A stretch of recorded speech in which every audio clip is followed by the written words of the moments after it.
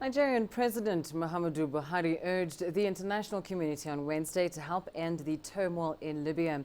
Addressing the European Parliament in Strasbourg, Buhari warned that the situation was creating a time bomb for both Africa and Europe. CCTV's Clementine Logan has more. Nigeria's president didn't mince his words as he addressed European members of parliament on Wednesday. Muhammadu Buhari urged the international community to help end the protracted conflict in Libya, saying, "I must express our serious concern about the alarming situation in southern Libya, which is becoming a strategic time bomb for Africa and indeed Europe. The ungoverned south of southern Libya has become an arms bazaar, which threatens the security of the Sahel region, as well as the North Africa region and beyond. We must therefore intensify our efforts to find a lasting solution to the Libyan crisis." Libya has been gripped by chaos since a 2011 revolution toppled Muammar Gaddafi. Two rival administrations are battling for control, and the Islamic State group is on the rise. The European Union and United Nations have been backing efforts to form a national unity government. But in December last year, only a minority of lawmakers from both sides signed the UN-backed deal to unify Libya's government. Clementine Logan, CCTV.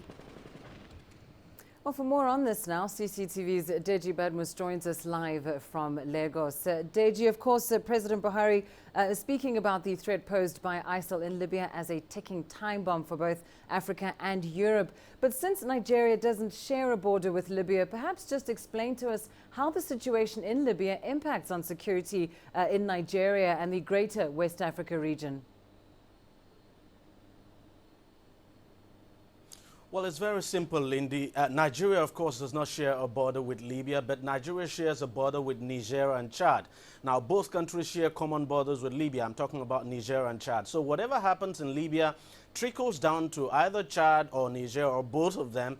And what you would have is a trickle-down effect to Nigeria. And not just Nigeria, even countries that share common borders as well with Chad and Niger as well. As a matter of fact, it could affect the entire West African region. Take a look at Cameroon, for instance.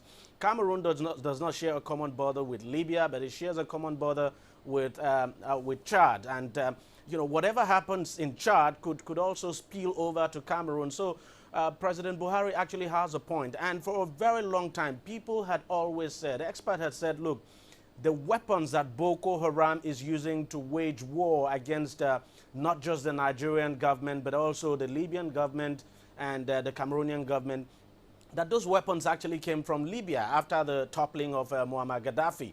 We know that, you know, Muammar Gaddafi's stockpile of weapons were all stolen, and then we saw those weapons coming down to West Africa, to places like Niger, Chad, and of course, the weapons eventually made their way to Nigeria. And if something is not done, as President Buhari said, I mean, it could affect the entire West African region. Countries like Mali, even Ghana could be affected. Countries like Togo could be affected. So it could just affect the whole West African region and probably go beyond that, especially when you look at the way our borders are in Africa. Well, as you say there, Deji, it's very clear now that something has to be done. But we know that Libya's parallel government has been unanimous in their rejection of direct foreign military intervention. Do we know then what President Buhari envisages as the appropriate action that the EU should take? Well, even though President Buhari did not specifically now call for military action, but I mean, it's a no-brainer that he would be asking for some kind of military action. For instance, we know that ISIS leaders, we've been told that ISIS leaders are relocating to Sirte in Libya.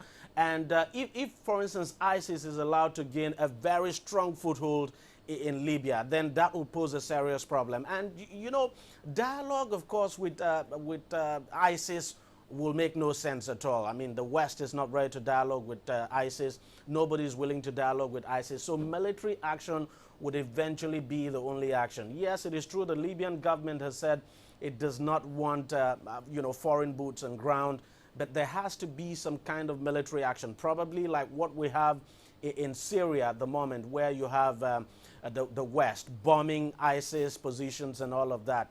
I think there's a possibility that not just President Buhari, but West African leaders and probably African leaders would be calling for such an action, especially in southern Libya, just to put a check to this movement now of ISIS. Because if ISIS is able to gain a strong footing in Libya, then the whole of, not just the whole of West Africa, but the whole of Africa will be in serious trouble.